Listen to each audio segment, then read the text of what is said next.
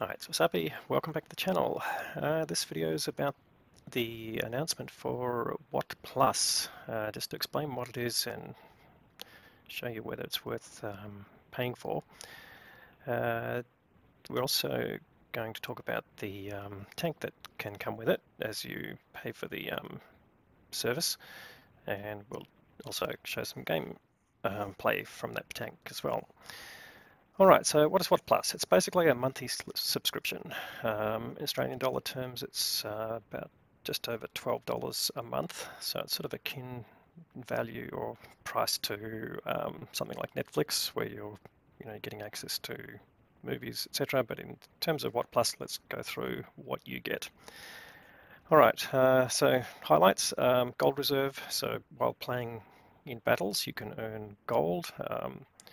Basically up to 500 gold a week you can accumulate, roughly 2,000 gold a month that you can get out of it. Crew training, this is probably the unique feature of this, in the sense that even while you're not playing, you can nominate a vehicle, and it doesn't matter how many crew members in it, they'll each get 50 crew XP every 5 minutes. So that's a pretty serious amount, even while you're not playing. So overnight, if you're not playing for a few days or even a week, you're going to accumulate EXP. And obviously that will help more for lower tier crews as well, because of the exponential growth in requirements for skills, etc. The other major thing that you get with it, and this is very similar to the way the Prime package works, is you get a tank. So in this case, it's called the TS-54. It's a double-barreled American heavy tank, and it's a tier 8 premium, so you can earn basically credits while you're playing it, and that's probably one of the major rewards. But there's a key feature to it which we'll go into. Another thing, free equipment demounting, so that while you are paying for this service, and you basically pay for it month by month, that you get free demounting. So that covers everything except bond equipment and experimental equipment where you've already upgraded it to levels 2 and 3. So basically all bounty equipment and all standard equipment you can move in and out of all of your vehicles at no charge, no demounting kits, no gold or whatever. And the other thing is you can exclude a map. Now, if you're already running WoT Premium, you can exclude 2 maps from that, and this will just add to that. But you don't have to have WoT Premium. You can just use WoT Plus and basically get the value of excluding one particular map. So let's go into that really quickly, or if you want to go to it, we'll put the link to this article. This is on the portal. If you want to go to it, this button will take you to the premium shop, and that will show you the cost of it. It's said $12.24, I think it is in Australian dollar terms. I think similar in Singapore dollars as well. So there's a table here that shows you what you get for the gold earning. So in a random battle, you have to be playing tier 4 and above and be in the top 10. If you're on the winning side, you get 7 gold, and if you're on the losing side, you get 4 gold. So small amounts, but they'll add up over the week, so up to 500 gold per week. Grand battle, if you're lucky enough to get one, being in the top 20, you get the same payouts. If you're playing onslaught, you have to be top 5. Of course, there's smaller teams, so half the size of the team, and you only get 2 gold and 1 for the losing side. And in frontline, if you're in the top 20, which is a bit harder to get, but you can get up to 21 gold per win or 12 gold per loss or draw. So again, it's all in this table here. The crew training, as we talked about, 40 crew XP every 5 minutes. You can basically change the assignment any time, so you can just go back into the game, change the crew list that you want, and they all have to be in the one vehicle to earn the crew XP, but you can basically stop gaining it on one crew and add it to another crew as you go, sort of thing. And as they talk about, even if you don't play, the passive crew XP gained will be enough to get a rookie crew with no perks up to 74% of their second perk within a month. So that's a pretty powerful statement right there. All right, TS-54. Now we'll go into this in the garage to show you the characteristics of the tank in a bit more detail, but here we go, double-barreled, up to 560 hit points of damage, or so average is 560 hit points of damages with a salvo. That's the 2 barrels firing at the same time. You get 305 millimeters of frontal armor on the turret, and fairly bouncy upper glacis plate, as it talks about. Well, let's find out what that actually means. And 8 degrees of gun depression, 35 kilometers per hour top speed going forward, so reasonable for a heavy tank. And we talked about demounting and the excluded map. So, all right, that's basically the introduction to WOT+. As I mentioned, I'll put a link to this article in the description, and as you can see, you can unsubscribe from it at any time. So you basically pay for the month, and you can decide anywhere in the month to unsubscribe, but you'll get the value of that right through the period that you paid for the subscription for. All right, let's jump into the game, and let's go and have a look at the TS-54.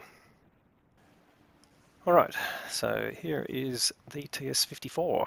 As we mentioned, it's a double-barrel tank. It's got a very low profile turret, as you can see, but the same mechanisms that you've got with the other double-barrel tanks, which are the Soviet ones. So let's have a quick look at the characteristics. So 280 average damage per barrel, so that's up to 560 if you're firing them together. 218 average pen, and we can see that the heat round, or the HVAP, is 252 max penetration. So yeah, useful when you're doing that with this APCR, so you can do some shell velocity out of that. 7.19 seconds to load the gun, and 14 seconds for the reload, 5 seconds between the barrels. This is the basic mechanism there. 2 seconds for the salvo preparation, so that's pretty quick. And then gun traverse speed 29 degrees per minute. Your gun depression 8 degrees. Aiming time very low, 1.92, that's pretty good. And dispersion 0.36 is pretty average, but it's a heavy tank. So out of the box, 2.3k of DPM, which is pretty handy. All right, so we could probably just jump into the gameplay and just show you more how it's going to be played, which will sort of illustrate some of the strengths and weaknesses of the tank. But as you can see, 8 degrees gun depression is going to be pretty handy. It's got a fairly bouncy hull here. I won't jump into tanks.gg, trying to keep this video relatively short, but let's go and have a look at some gameplay. Okay, so first day of the patch, and we've got Pyro from one of our clan. He's platooned with TB, tugboat from 1AR, but he's in the TS-54, so he's already picked up WOT+ for the month, and you can see you get the tank straight away. There's no delay. One thing I didn't mention about the tank, one of the value points for the tank is that you can put any crew into there, so as long as they've got the major qualification. So driver has to go into the driver slot, the commander has to go in the commander slot, but they can be a light tank crew, they can be a SPG crew or whatever, so you can basically use as a trainer for any US crew, so that's pretty handy. Alright, you can see we've got the 2 indicators for the double barrel gun, and we should have the same mechanism, so once you fire you start looking through the other barrel. So going for the double barrel shot there, and unfortunately it doesn't connect. It does get spotted there, probably from the middle. Let's just change the outline. All the settings have been reworked. Unfortunately we don't have any of the mod packs in here, so I have to excuse that. Haven't had a chance to set the game up for the patch. In any case, again, let's have a look at the low profile. That's going to come in pretty handy. And you know, the gun depression, you're really not putting much of your tank over the top there. Blind fire there. Now, the other thing to point out here is we've got the 10v10 matchmaking. This is a bit of a sore point at the moment.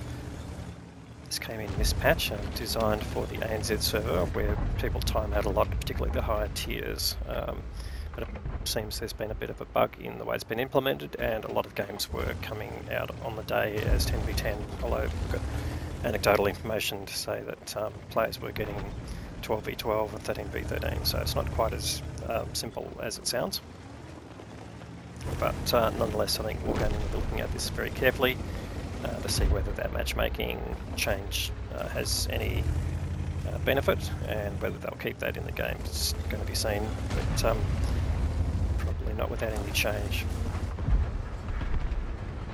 Alright, enemy light tank goes down. Pyro fires around downrange. Not sure if that was aimed at any particular target, but it was probably aiming at a target at a spot where a tank had been spotted. Alright, but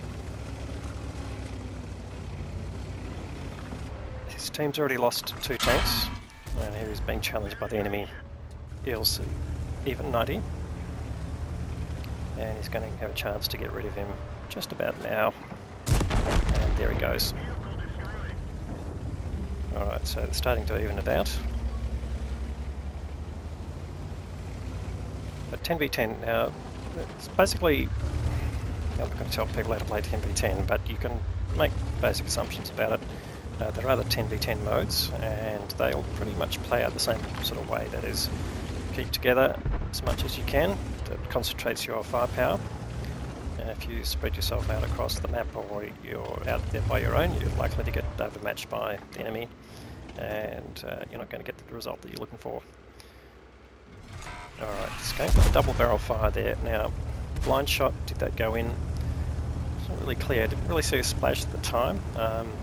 Splashes from other rounds, but we'll see. But so far not having a lot of success.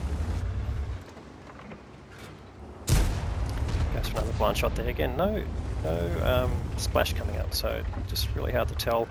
Is it hit by the bush? A bit hard to tell. Now, the tank there looks like T-34-3.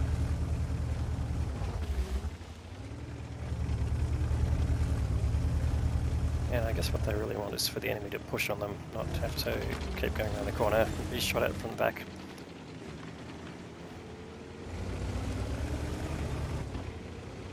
So they've got most of their team together. Got Artie up the back.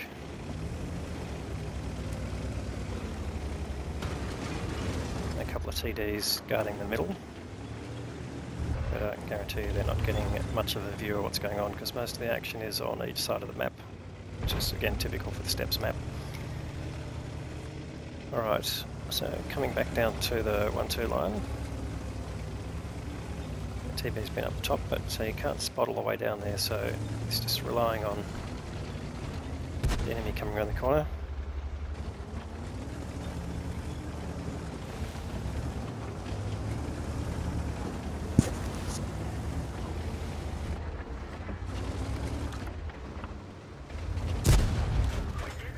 Alright, bounce that time off the T-34-3, bit of a rush shot, but he's still got one up his sleeve. And now he's already reloaded both barrels, so he can go into higher power mode if he wants. And here we've got the Viperas coming along, so you can go through the lower plate there. There's the double barrel, yes he's doing that, yep, 558, so decent roll, very much on the average. Now he's got these 2 tanks pretty much at his mercy. He can just try and get them with his gun depression, and they're going to be distracted by the tank, so okay, that bounces off the Vipera. And he's going to go to the lower plate again, double barreled, and another big hit, 544. So getting the value of basically a high alpha gun, the ability to split it into separate shots. Now this being Pyro, he's got the full loadout of APCR. And he gets rid of the Vipera. And now we've got this other TD here, and he finally gets a shot through, double barrel shot. That doesn't have the same impact in sound, but Wargaming have acknowledged bugs in the replays. You're not getting engine sounds or track sounds, so there might be some other impacts on sound. So I can hear some track sounds here, so I'm not really sure what that issue is. Alright, so they're still a little bit behind, they're 1 tank behind. I have the 2-point total, so it's a bit hard to tell there, but the tanks that were on the other side of the map have come across. Their Artie has run away, which I suppose is a good thing to do. Well, it's not an Artie actually, it's a light tank, sorry, it's the T-92, but it's not the Artie, it's the T-92 light tank, so no wonder it had a different symbol on the map, but Now that shot didn't even hit, so give you an idea of the accuracy of the gun.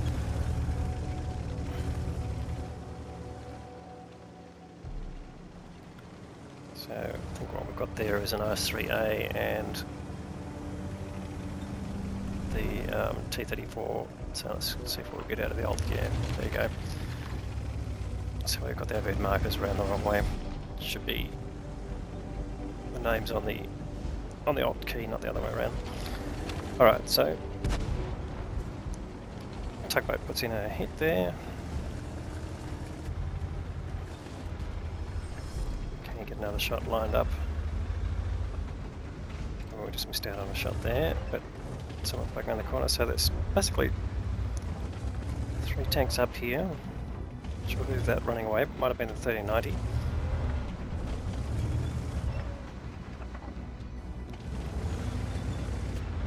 All my settings have been reset with this patch, so I apologise. We don't have all the information on the minimap, which is disappointing. Okay, should get a shot in here. Yeah, and he gets the kill on the T-34-3. Now they can move in on these other tanks here. That's the AT. Oh, it's the tortoise actually, not the AT-8. So he's going for the double-barreled. Gets a nice shot in, leaves him on 65 hit points.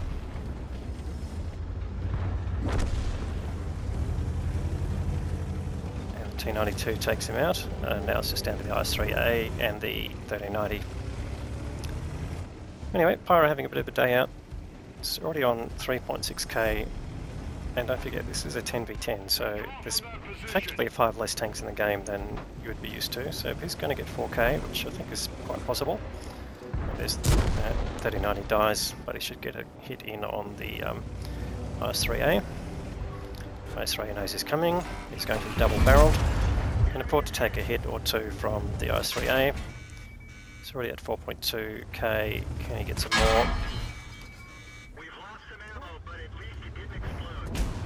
One more shot in, and is he going to last? No, he's going to die. He's going to get the kill low.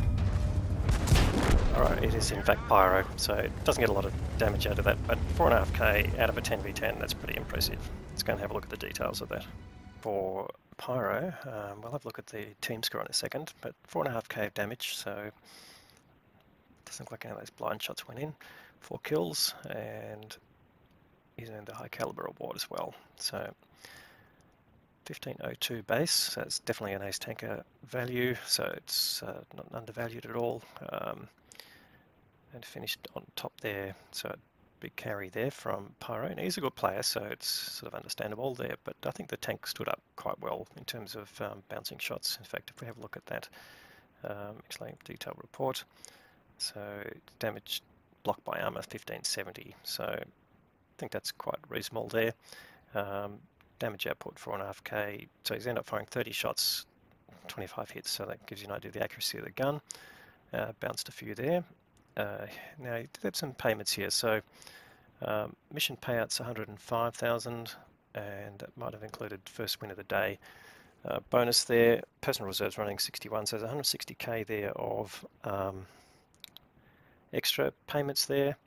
He's earned 300,000 in total, so you think about that, half of the value is from these reserves here, so 232 after that, so you're talking about at least 50k earning out of that battle. And of course he's not spending anything on consumables, but he's spent money on ammunition. So yeah, I think it looks like a reasonably profitable tank, and I think the key value out of it's going to be the crew movement in there. So not just can you train your US crews in there, but of course you've got a WOT+ account so that you can train your crews while you're not even playing the game. Alright, so look, let's just summarise about the tank itself then. So we've got a pretty decent tank there, I think. Think of this as being like the Prime, Amazon Prime link up with Twitch, and you're getting a free tier 8 tank while you're holding that account. Of course, it will go away if you stop the subscription, but as soon as you start the subscription again, you'll get that tank back. So I assume that all the stats that you had on the tank are going to be retained while it's your subscription's dropped or whatever the case might be. But yeah, no, it looks like a nice introduction to the game. Double barrel tank in a different genre, being the US instead of the Soviet ones that we've been used to seeing. I don't think that really changes anything too much. It looks like a pretty handy tank without being overpowered. So if that's going to be one of your motivations for getting WoT Plus, then yeah, I think that's worth it. You know, $12 a week. I think Netflix has gone up to $17. Sorry, $12 a month, I should say. Netflix has gone up to more than that per month. So if you put that in that context, it's not a whole lot. But again, don't spend the money if you don't want to. There's no compulsion to do that, and completely up to you if you do that. Anyway, hope that explains what you needed to hear and shows you what you wanted to see. If so, please give it a thumbs up. You're more than welcome to give it a thumbs down if you don't like what you've seen, of course. And if you haven't subscribed to the channel yet, please consider doing that. We'll have more great content like this gameplay to follow. Thanks very much for watching.